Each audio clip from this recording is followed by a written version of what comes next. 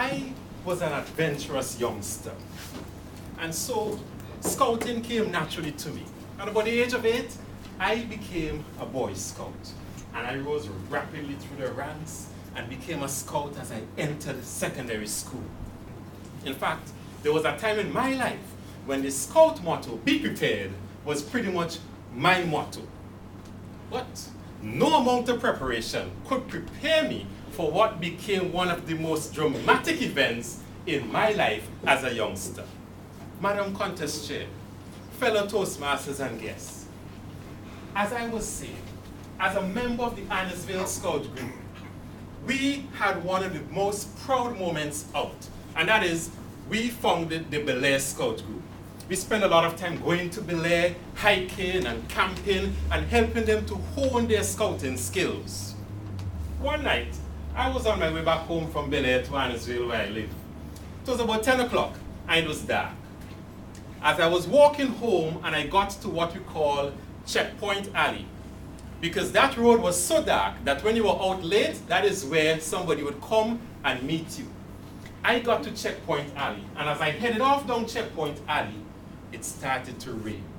First it was a little drizzle, so I kept walking. But then the rain intensified and started hitting me in my face with great intensity. When I thought of the fact that there was a really bad flu going around, I decided I am not getting wet. I need to find some shelter. But on Checkpoint Alley, on a dark night, there are very few options you have. There was one house. The house in the neighborhood that no decent person wanted to have anything to do with. At one time, it was known as a crack house. At another time, a ghost house. And yet at another time, a home house. But that was the only option I had. As the rain pelted down on me, I decided, flu or no flu, I have to seek shelter. So I whipped out my flashlight and shone it on the porch of our ghost house. I made out on the porch the mysterious figure of what looked like a vagrant lying on the porch. As I eased closer, I recognized the dirty rags for clothes, the right foot bandage looking muddy and bloody, and I realized it was Soap for Charlie. Soap for Charlie was a well-known character in the neighborhood. So I went onto the porch, easing up onto the porch, trying to get out of the rain, shining my light all the time. Turn off the light! I heard, quickly turn off the light.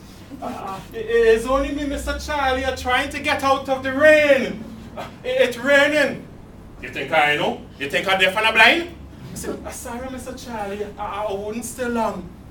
With that, Charlie got up, stoops his teeth, and when he got up, the smell of urine hit my and assaulted my nostrils. And that stain here, a man that can't even share his face. And he stunted out into the rain, leaving me alone on the porch. Well, with Charlie gone and the smell gone, I was greatly relieved. Eased up on the porch to shelter the rain. But the rain kept blowing, so I eased up a little more, and the rain kept blowing, so I eased up a little more, and the rain kept blowing. The next thing I heard behind me, ease up till you hurt me so foot. I froze, pulled up my flashlight, and there was Charlie.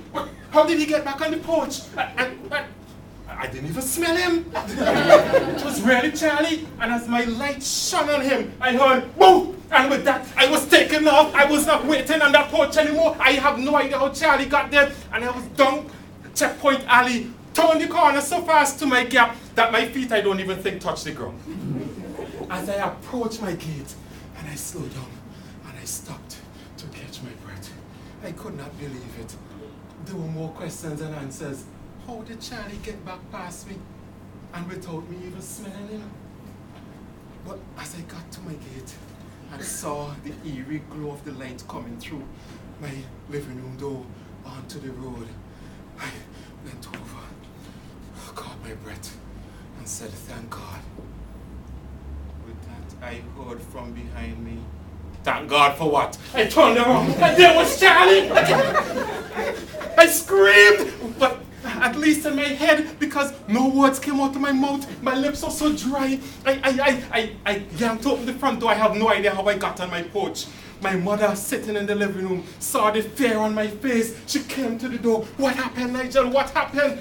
I looked over my shoulder as if to answer her, but there was nobody. My father appeared with an umbrella in hand at my gate. Son, how did you get past me? I've been waiting up at Checkpoint Alley for you since the rain started. But Daddy, I didn't see you. I didn't see you either, son. There were more questions and answers. Was I prepared to accept what seemed strange, unimaginable? Was I prepared? The next day, I went to visit my grandmother. And I said, Granny, when is the last time you saw Sofa Charlie? Sofa Charlie? Yes, Granny, you know the vagrant who always coming around begging for money or food or something. Of course I know Sofa Charlie. Well, Granny, when last you see him? Boy, where you been? You ain't here to find Sofa Charlie dead in that crack house last month? What? Madam Countess.